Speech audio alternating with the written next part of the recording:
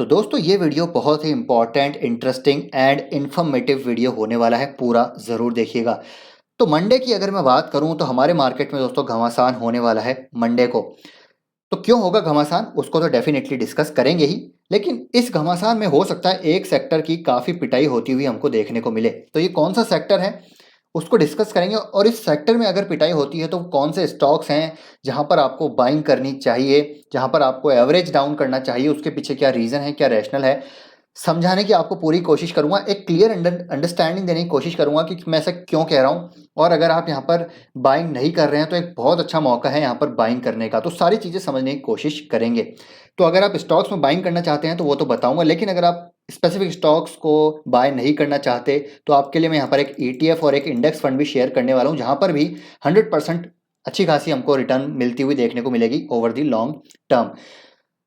And उसके बाद हम बात करेंगे निफ्टी की। तो निफ्टी का एनालिसिस यहाँ पर करने वाले हैं, वहां पर किस प्रकार की सिचुएशन देखने को मिल सकती है, क्या मूवमेंट रह सकता है, और as a long term investor हमको क्या करना है, हमारा माइंडसेट क्या रहना चाहिए, वो आपके साथ शेयर करूंगा।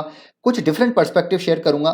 तो वीडियो को आप पूरा जरूर देखिएगा। आगे बढ़ने से पहले कहना चाहूंगा, ब्रेकआउट स्टॉक चैनल को अभी तक सब्सक्राइब नहीं किया है तो इसको भी जाके आप जरूर सब्सक्राइब कर सकते हैं। तो जो मंडे के दिन जो घमासान होगा उसके पीछे रीजन है दोस्तों यूएस मार्केट। जी हाँ दोस्तों, लास्ट दिन यानी कि कल के दिन भी हमने इसको डिस्कस किया था। यूएस मार्केट में देखिए हर इंडेक्स में हमको 3.5-4% के आसपास की गिरावट देखने को मिल रही है। बहुत जबरदस्त सेल ऑफ है, ब्लड बाथ हमको देखने को मिल रहा है। अब ये गिरावट क्यों है, इसके पीछे क्या रीजन है। तो कल यहाँ पर जो है जेरोम पवेल जो भैया हैं हमारे यूएस के जो चच्चा हैं, उन्होंने एक स्पीच दी। 2-2.5 मिनट की स्पीच में दोस्तों उन्होंने पूरा मार्केट हिला के रख दिया। और उनका जो स्टेटमेंट था, जो कमेंट्री थी, काफ़ी नेगेटिव थी from market point of view. Hawkish statement उनकी तरफ से आया। उनका कहना था कि चाहे कुछ भी हो जाए, इन्फ्लेशन को हम यहाँ पर काबू करेंगे और उसके लिए हम हो सकता है अग्रेसिव भी हो जाए। और ये काइंड ऑफ काफ़ी नेगेटिव है, क्योंकि यहाँ पर इससे उम्मीद लगाई जा रही है कि जो सितंबर में मीटिंग होने वाली है ना FOMC की, उसमें हो सकता है कि 75 बेसिस पॉइंट्स या फिर अब यहाँ पर कह रहे हैं कि 1% तक भी हाइक होती हुई देखने को मिल सकती है इंटरेस्ट रेट। तो अगर इंटरेस्ट रेट में 1% का हाइक हो गया तो डेफिनेटली यहाँ पर ग्रोथ तो कॉम्प्रोमाइज होने वाली है। जो कॉर्पोरेट अर्निंग्स हैं वो यहाँ पर गिरने वाली है, और उसी चीज़ को मार्केट ने यहाँ पर डिस्काउंट कर दिया।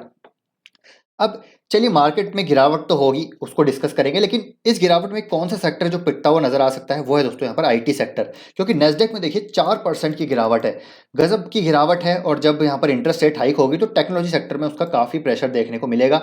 तो अगर मैं यहाँ पर बात करूँ निफ्टी IT की, तो निफ्टी IT में देखिए हालांकि ऊपर इस तरह से काफ़ी डिस्काउंट ऑलरेडी मिल रहा है, लेकिन यहाँ पर हो सकता है दोस्तों और डिस्काउंट आए, और कल के दिन जब मार्केट यहाँ पर गिरेगा तो ये इंडेक्स हमको और भी गिरता हुआ देखने को मिल सकता है।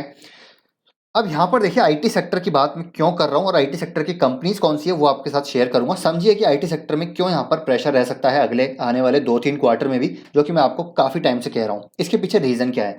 इसके पीछे रीज़न है दोस्तों, यहाँ पर सबसे बड़ा रीज़न है कि जो हमारी IT सर्विस सेक्टर है, जो हमारी IT सर्विस बेस्ड कंपनीज हैं, इनका जो रेवेन्यू आता है वो अमेरिका और USA और अमेरिका और जो है यूरोप से बहुत ज़्यादा आता है। अराउंड कई कई कंपनीज तो जो है 80% डिपेंडेंट हैं अमेरिका, यूरोप, UK पे। ठीक है, 80% 70% तो आप एवरेज लेके चल सकते हैं। तो काफ़ी ज़्यादा डिपेंडेंसी है ग्लोबल जो इकोनॉमीज़ हैं, जो डेवलप्ड इकोनॉमीज़ हैं, मेजरली अगर बात करें USA और यूरोप और UK। अब वहाँ पर रिसेशन की संभावनाएं बताई जा रही हैं। हालांकि अभी तक रिसेशन की कोई यहाँ पर पुष्टि नहीं है, लेकिन टेक्निकली तो 2 क्वार्टर GDP की बात करें तो नेगेटिव आई है, तो टेक्निकली तो रिसेशन आ ही चुका है। लेकिन हाँ, अभी ऐसा कोई ऑफिशियल अनाउंसमेंट तो नहीं हुआ है, लेकिन हाँ अभी भी यहाँ पर बात हो रही है कि भैया रिसेशन आ सकता है। तो सबसे पहले ये चीज़, इन्फ्लेशन की बात करें तो इन्फ्लेशन अभी भी यहाँ पर काफ़ी ज़्यादा है। अभी भी जो जो यहाँ पर फेड है उसका जो टारगेट है वो 2% का है, इन्फ्लेशन को 2% तक लाने का। अभी जो है 8.5 के आसपास है। आप देखिए कि कितना ज़्यादा डिफरेंस हो। तो यहाँ पर डेफिनेटली इंटरेस्ट रेट तो बढ़ती हुई देखने को मिलने ही वाली है। तो रिसेशन की बात करें तो अगर रिसेशन आया तो कॉर्पोरेट जो ग्लोबल टेक MNCs हैं वो भी अपनी बजट स्पेंडिंग थोड़ी कम करते हुए नजर आ सकते हैं। और वहाँ पर आप देखिए कि हो क्या रहा है। IT कंपनीज जो हैं, जो जाइंट हैं, वो हायरिंग विजिबिलिटी भी नहीं दे रही हैं। जो यहाँ पर पहले हम देख रहे थे, जब कोविड के बाद से हमने देखा, तो उनका कहना था कि अगले 2 साल में 3 साल में इतनी हायरिंग करेंगे, ये करेंगे। अभी कुछ ऐसा नहीं है। ग्लोबल जो गाइडेंस हमको देखने को मिल रही थी, अभी कहीं से भी कोई गाइडेंस ऐसी अच्छी गाइडेंस नहीं आ रही है। उनका कहना है कि जो है हायरिंग को हम यहाँ पर रोक रहे हैं, हमारा जो बजट होगा उसको हम थोड़ा सा कट डाउन कर सकते हैं, कोई न्यू क्लाइंट एक्विजिशन हम नहीं करेंगे। ठीक है, ये सारी चीज़ें हमको देखने को मिल रही हैं। तो इसकी वजह से क्या होगा, जो हमारी कंपनीज IT कंपनीज, उनके पास भी रेवेन्यू क्रंच आ सकता है और यहाँ पर मार्जिन्स क्रंच आ सकता है। मार्जिन में हमको थोड़ा कॉन्ट्रैक्शन देखने को मिलता है और यही चीज़ जो है अगले 2-3 महीने तक चल सकती है, क्योंकि सिर्फ यूएसए की बात नहीं है, आप यूरोप में देख लीजिए, एनर्जी क्राइसिस हमको देखने को मिल रहा है। यूरोप ऑलरेडी जो है हीट वेव फेस कर रहा है, 500 सालों का सूखा भी पड़ता वहाँ पर देखने को मिल रहा है। अभी सर्दियों में एनर्जी क्राइसिस आएगा तो वहाँ पर और भी सख्त नियम होते हुए हमको देखने को मिलेंगे। ऑलरेडी चल ही रहा है, लेकिन हाँ, सर्दियों में और ज़्यादा एनर्जी रिक्वायरमेंट होती है तो वहाँ पर गैस के प्राइसेस हमको बढ़ते हुए देखने को मिलेंगे। तो ये सारी चीज़ें हैं जिसकी वजह से आईटी सेक्टर, जो कि मैं कई टाइम से रिपीट कर रहा हूँ कि यहाँ पर थोड़ा प्रेशर में रहेगा अगले आने वाले 2 से 3 क्वार्टर में। लेकिन बाइंग क्यों करनी चाहिए आपको आईटी सेक्टर में, उसके पीछे रीज़न मैं बताना चाहूँगा। पॉजिटिव रीज़न क्या है? सबसे पहले, अभी अगर आप देखें आईटी जो हमारी कंपनीज हैं उनके पास multi year contracts already sign है, multi year contracts already deal इनके पास पड़ी हुई है, गजब की ऑर्डर बुक है। डॉलर रुपी जो इक्वेशन है वो यहाँ पर पॉजिटिव फैक्टर है इन कंपनीज के लिए, क्योंकि डेफिनेटली डॉलर जो है हमको बढ़ता हुआ देखने को मिल रहा है, रुपी डिप्रिशिएट हो रहा है। और साथ ही में आप देखिएगा कि यहाँ पर जो इन्फ्लेशन हो रहा है, जो ठीक है, जो इन्फ्लेशन लेड वेज हाइक यहाँ पर प्रेशर रहेगा इन एमएनसीज में, इन ग्लोबल टेक जाइंट्स में, यूएस यूरोप में। उसकी वजह से होगा क्या कि इंडिया में जो ये आईटी जॉब्स हैं अपनी आउटसोर्स करते हुए नजर आएंगे। अपने जो प्रोजेक्ट्स हैं, छोटे हो चाहे बड़े हो, वो इंडिया को आउटसोर्स करते हुए नजर आएंगे because of low labour cost. तो इंडिया को यहाँ पर फायदा होगा। इंडिया की जो सर्विस इंडस्ट्री है, जो कि बेसिकली बैकबोन है ग्लोबल जायंट्स की, टेक जायंट्स की, तो उनको फायदा होगा। इसीलिए इस क्षेत्र में बाइंग करना जरूरी है, इन कंपनी से बाइंग करना जरूरी है, क्योंकि हो सकता है 1 साल तक प्रेशर रहे, लेकिन जब ये भागेगी कंपनीज तो फिर हमको 6 महीने के अंदर पूरा पूरा रिटर्न बना के दे देगी। तो ये पॉजिटिव है और इसीलिए आपको बाइंग करनी है। क्योंकि जो यहाँ पर अगर मैं टेक की बात करूँ तो टेक यहाँ पर बजट लास्ट में जाके कम होगा, अगर होगा भी तो अभी तक ऐसे कोई संकेत नहीं है। डिजिटाइजेशन की बात करें, हम क्लाउड इकोसिस्टम की बात करते हैं, एआई एमएल, ठीक है, आईओटी की बात करें, तो यहाँ पर बहुत बड़ा हमको ये एक सेक्युलर ट्रेंड देखने को मिलेगा। बाइंग कहाँ करनी है अभी at this point of time? तो वहां मैं कहना चाहूंगा, अगेन कल भी मैंने कहा था, अभी आपको यहाँ पर टॉप ब्लू चिप कंपनीज में बाइंग करनी है। TCS, Infy, HCL, Wipro, Tech, Mahindra, LTI, Mindtree, ऐसी कंपनीज में आपको बाइंग करनी है। अब इसके पीछे रीजन समझिए। रीजन क्या है कि देखिए दोस्तों, अभी अगर कोई न्यू क्लाइंट्स मिलेंगे भी तो इन बिग आईटी कंपनीज को ही मिलते हुए नजर आएंगे ज़्यादा। ऐसा नहीं है कि स्मॉल मिड कैप्स को नहीं मिलेंगे, उनको भी मिलेंगे, लेकिन पॉसिबिलिटी इनकी ज़्यादा है, क्योंकि अगेन यहाँ पर जो बिग प्रोजेक्ट्स होंगे वो यहाँ पर बिग रेप्यूटेड कंपनीज को ही मिलते हुए देखने को मिलेंगे। क्योंकि अभी इस टाइम पे क्या होगा कि यहाँ पर जो प्रोजेक्ट होंगे वो बहुत बड़े शायद ना मिले, लेकिन जो छोटे प्रोजेक्ट होंगे वो यहाँ पर हो सकता है इन बड़ी कंपनीज, छोटे प्रोजेक्ट इन द सेंस कि बहुत छोटे भी नहीं, लेकिन हाँ मिड साइज जो प्रोजेक्ट है वो इन कंपनीज को हमको मिलते हुए देखने को मिले, because they have the reputation, they have the एक कहते हैं ना कि कस्टमर सेटिस्फैक्शन ऑलरेडी, जो एक ट्रैक रिकॉर्ड है इनका वो ऑलरेडी इनके साथ है। और कस्टमर सेटिस्फैक्शन एक बहुत बड़ा प्लस जो है एक फैक्टर होता है किसी भी एमएनसी में, किसी भी आईटी एमएनसी में या फिर सर्विस एमएनसी में। तो अगेन यहाँ पर जो बड़े प्रोजेक्ट्स हैं इन कंपनीज को हमको मिलते हुए देखने को मिल सकते हैं। छोटी company, small mid cap companies को भी उनका टाइम भी आएगा, लेकिन अभी मुझे लगता है कि जब ये इन्फ्लेशन और रिसेशन की संभावनाएं हैं तो आपको इन कंपनीज में बाइंग करनी चाहिए, क्योंकि इनका ऑलरेडी एक पास्ट ट्रैक रिकॉर्ड ऑलरेडी बना हुआ है। ऑलरेडी अपने कस्टमर्स के साथ ही काफ़ी सारे प्रोजेक्ट्स, ऑलरेडी ऑनगोइंग प्रोजेक्ट्स हैं जो कर रहे हैं, ठीक है। ये सारी चीज़ें हमको देखने को मिलेगी। न्यू क्लाइंट एक्विजिशन भी अगर होगा तो अगेन इनके पास ही वो जो है डील आती हुई हमको देखने को मिल सकती है। तो ये कंपनीज हैं आपको बाइंग करनी है, और मेरी जो प्रिफर्ड है चॉइस है वो टीसीएस, इन्फोसिस, एलटीआई और माइंट्री है। हालांकि एचसीएल टेक भी अच्छी है तो आप इसको भी कंसिडर कर सकते हैं। और एचसीएल टेक का तो आई थिंक डिविडेंड यील्ड भी देखिए, जितना ये स्टॉक गिरेगा डिविडेंड यील्ड भी यहाँ पर बढ़ती जाएगी। तो अगर 12% यहाँ पर ग्रोथ आ भी जाती है तो यहाँ पर प्लस 3% का डिविडेंड भी आप लगा लीजिए, तो 15-16% तो यहाँ पर भी ग्रोथ हमको आती हुई देखने को मिल ही जाएगी। बाकी आप इन पर भी निवेश कर सकते हैं। बाकी एलटीआई और माइंट्री थोड़ा सा ग्रोथ पॉइंट ऑफ व्यू से भी अच्छी नज़र आती है, हालांकि इन दोनों का तो खैर मर्जर ही होने वाला है। अब यहाँ पर हम बात करते हैं, अगर आप आईटी सेक्टर की कंपनीज में निवेश नहीं करना चाहते, थोड़ा आपको यहाँ पर समझ नहीं आता इस इंडस्ट्री का, लेकिन आपको पता है कि इंडस्ट्री ग्रो होगी, तो आप क्या कीजिए दोस्तों, ईटीएफ बाय कर सकते हैं। तो अगर आपको ईटीएफ बाय करना है तो निपॉन इंडिया ईटीएफ आप बाय कर सकते हैं। यहाँ पर गजब की हमको लिक्विडिटी देखने को मिलती है। और लॉन्ग टर्म में अगर आप ईटीएफ में निवेश करेंगे, एज ए स्टॉक ही आपको खरीदना है, आप जाके सर्च कीजिएगा अपने प्लेटफॉर्म पे निपॉन इंडिया ईटीएफ या फिर नेटफिट आप सर्च कर सकते हैं।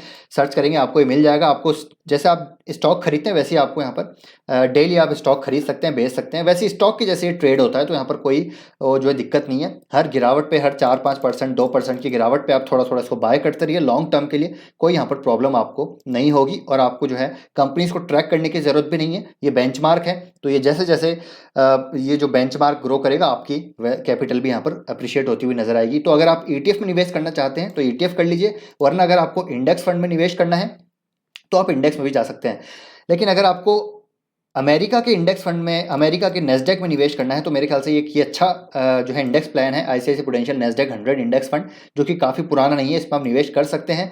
और अगर आप ETF में निवेश करना चाहते हैं तो मोतीलाल ओसवाल का जो नेस्डेक ETF है उसमें जाके आप निवेश कर सकते हैं। अगर म्यूचुअल फंड में आपको निवेश करना है इंडिया के IT में, तो यहाँ पर देखिए IT के जो हैं टेक म्यूचुअल फंड्स हैं, डिजिटल म्यूचुअल फंड है, टाटा डिजिटल फंड है, ICICI का प्रूडेंशियल का टेक्नोलॉजी फंड है, जो यहाँ पर है उस स्कीम वो भी आप बाय कर सकते हैं। अगर आपको झंझट नहीं लेना है डायरेक्ट स्टॉक्स का, तो आप इनमें भी निवेश कर सकते हैं। चलिए बात करते हैं निफ्टी की।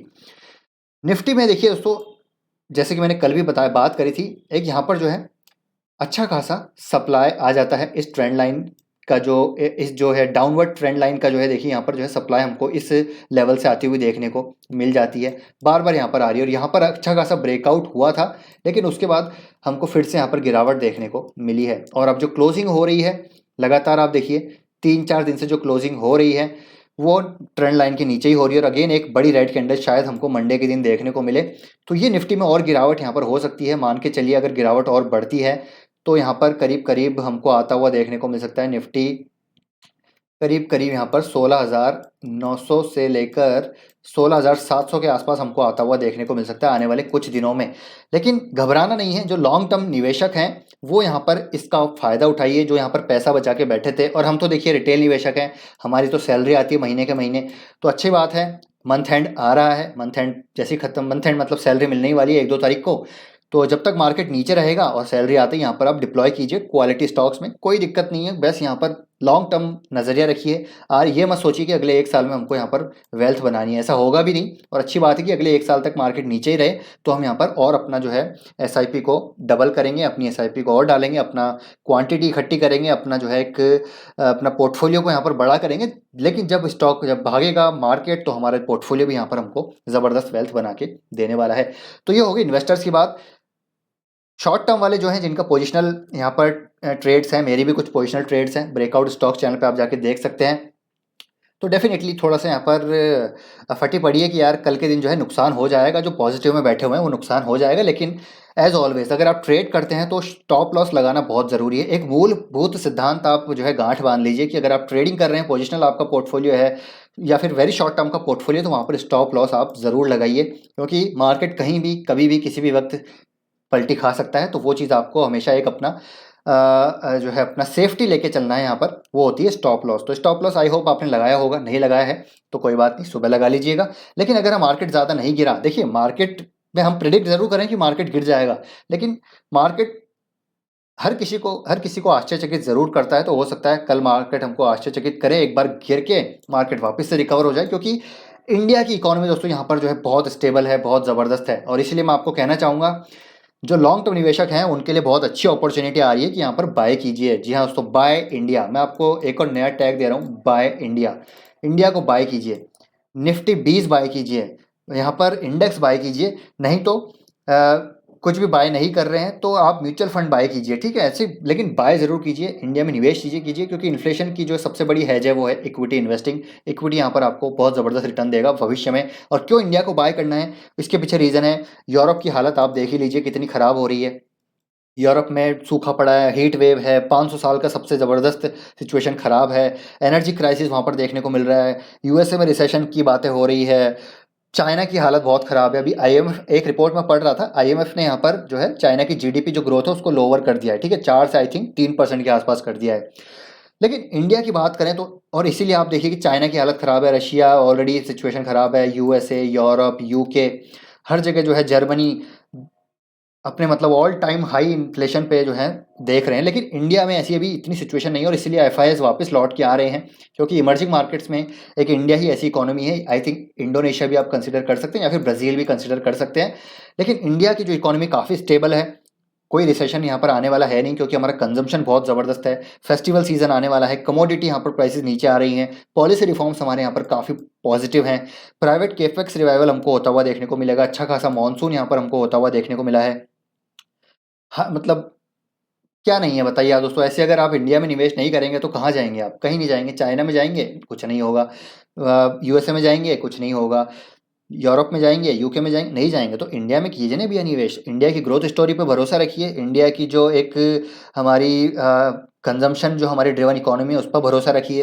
अब तो आगे आने वाले समय में हमको यहाँ पर प्रोडक्शन भी करेंगे, कंजम्पशन तो होगा ही होगा, प्रोडक्शन भी करेंगे, तो इसका फ़ायदा उठाने एक बहुत बड़ी टेलविंड्स हमको आती हुई देखने को मिलेगी। हो सकता है 2022 इन्फ्लेशन और रेट हाइक की भेंट चढ़ जाए, ठीक है, 2022 हो सकता है, 2023 यहाँ पर इलेक्शन इलेक्शन ईयर की भेंट चढ़ जाए। चलिए कोई बात नहीं, लेकिन 2024 जब शुरुआत होगा और जब अगेन हमारी एक सिमिलर गवर्नमेंट आ गई जिसकी प्रोबेबिलिटी ज़्यादा है, तो फिर आपको एक नेक्स्ट बुल रन स्टार्ट होता हुआ देखने को मिलेगा। तो इस दौरान क्या कीजिए, आप धीरे धीरे एसआईपी जारी रखिए। एज ए इन्वेस्टर एसआईपी करते रहिए, अपने पोर्टफोलियो को बड़ा करते रहिए। पोर्टफोलियो बड़ा होगा जब रैली आएगी, तो जो एक्यूमुलेटेड हमारा पोर्टफोलियो एसआईपी है थ्रू एसआईपी, फिर इस कॉर्पस को हम जो है एंजॉय करते हुए नजर आएंगे। तो इसलिए लॉन्ग टर्म निवेशक खुशी मनाइए कि मार्केट गिर रहा है। आज आपका पोर्टफोलियो आपको नेगेटिव देखने को मिलेगा, लेकिन जितना नेगेटिव आप अपना पोर्टफोलियो देखेंगे उतना आपको जो है ग्रीन देखने में मजा आएगा आने वाले समय में। तो लॉन्ग टर्म का होराइजन रखिए, अपने माइंड सेट को थोड़ा सा ओपन कीजिए, एज ए इन्वेस्टर सोचिए। क्योंकि शॉर्ट टर्म ये जो जेरोम पाउल की स्पीच है, इन्फ्लेशन है, रेट हाइक है, फलाना ढीमका है, ये चलते रहेंगे। क्योंकि लॉन्ग टर्म में दोस्तों ये चलता रहेगा, आगे आने वाले समय में भी चलता रहेगा। लेकिन ये जो चीज़ें हैं, मार्केट डिस्काउंट करता हुआ नजर आता है बहुत जल्दी। तो अच्छी बात है कि मार्केट गिर रहा है, आपको हमको सबको यहाँ पर मौका मिल रहा है। तो आई होप दोस्तों ये वीडियो आपको इन्फॉर्मेटिव लगा होगा। वीडियो पसंद आया तो लाइक शेयर एंड चैनल को सब्सक्राइब कर लीजिए, और ब्रेकआउट स्टॉक चैनल को भी सब्सक्राइब कर लीजिए। जैसे ही मार्केट रिवाइवल आएगा, फिर से एक बार ज़बरदस्त अपॉर्चुनिटीज़ यहाँ पर आती हुई देखने को मिलेंगी। तो वीडियो पसंद आए तो प्लीज़ लाइक करके ज़रूर जाइएगा। आपका एक लाइक मेरा मोटिवेशन बढ़ाता है। तो आपके लिए ऐसे ही बेहतरीन वीडियोज़ भी आगे आते रहेंगे। तो मिलते हैं नेक्स्ट वीडियो में। Till then take care, bye bye.